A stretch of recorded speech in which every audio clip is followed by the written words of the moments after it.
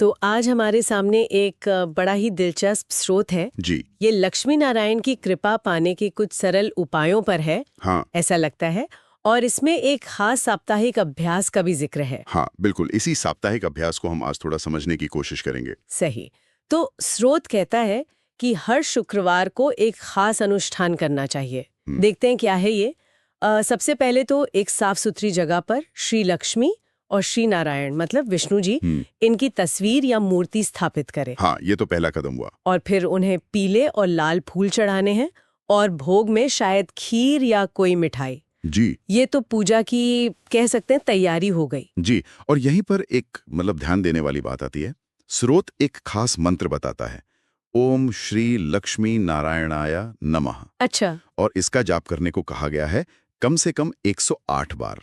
अब ये जो 108 की संख्या है ना, हाँ, ये तो कई जगह सुना है। इसका क्या महत्व है यहाँ? देखिए, कई भारतीय आध्यात्मिक परंपराओं में 108 को बहुत शुभ और महत्वपूर्ण माना जाता है। तो यहाँ इसका उल्लेख शायद ध्यान और श्रद्धा को गहरा करने के लिए है, सिर्फ एक गिनती पूरी करना नहीं। समझ गई। 108 बार जाप, इसमें तो वाकई समय और समर्पण लगेगा। अच्छा, पूजा हो गई, जाप हो गया, फिर एक और कदम बताया गया है। घर का जो मुख्य दरवाजा है वहां पर घी का दीपक जलाना। घी का दीपक मुख्य दरवाजे पर, ये क्यों? क्या ये किसी तरह का स्वागत है? हाँ, कह सकते हैं। इसे एक प्रतीक की तरह देख सकते हैं। दीपक रोशनी लाता है, सकारात्मकता लाता है। तो मुख्य द्वार पे जलाना शायद घर में समृद्धि और शुभता को आमंत्रित करने जैसा है। स्रोत का भाव तो यही लगता है। और मजे की बात यह है कि स्रोत यही नहीं रुकता। ये सिर्फ पूजा या दीपक तक ही सीमित नहीं है। अच्छा, और क्या है? ये घर में साफ सफाई पर भी जोर देता है।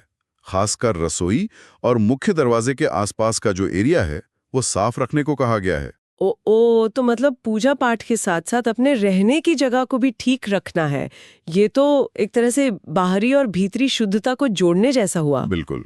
और सिर्फ इतना ही नहीं, शुक्रवार के दिन के लिए कुछ और बातें भी ध्यान में रखने को कही गई हैं। जैसे कि काले कपड़े पहनने से बचें और झूठ ना बोलें, गुस्सा ना करें, मतलब अपने व्यवहार पर भी ध्यान दें। व्यवहार पर भी, यानी कि सिर्फ पूजा नहीं, आपका आचरण भी मायने रखता है। जी हाँ।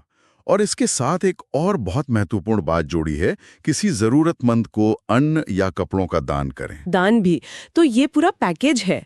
पूजा, सफाई, अपना बर्ताव ठीक रखना और फिर दान करना। स्रोत इन सबको एक साथ क्यों बता रहा है? कोई कनेक्शन है इन सब में? यही तो इस स्रोत की सबसे खास बात है। ये इन सभी चीजों को, पूजा को, घर की स्वच्छता को, अपने आचरण को और दान यानी करुणा को एक साथ जोड़कर एक पूरा अभ्यास बना रहा है। हाँ। ऐसा लगता है कि स्रोत ये कह रहा है कि असली सुख समृद्धि या भगवान की कृपा सिर्फ पूजा करने भर से नहीं मिलेगी, बल्कि जब जीवन की ये सारे पहलू, आपका माहौल, आपका व्यवहार, आपकी दूसरों के प्रति भावना, सब सकारात्मक और शुद्ध होंगे, तब मिलेगी। ये एक कह सकते हैं होलिस्टिक अप्रोच है। सही कहा। ये तो पूरी जीवन शैली की बात हो गई, सिर्फ एक पूजा की विधि नहीं। हाँ। तो फिर स्रोत के हिसाब से अगर कोई ये सब नियमित रूप से करे तो नतीजा क्या होगा?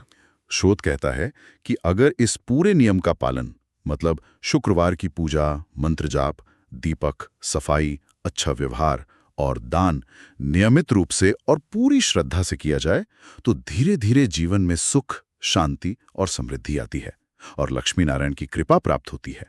ये एक क्रमिक, मतलब ग्रेजुअल प्रक्रिया बताई गई है, कोई झटपट वाला उपाय नहीं।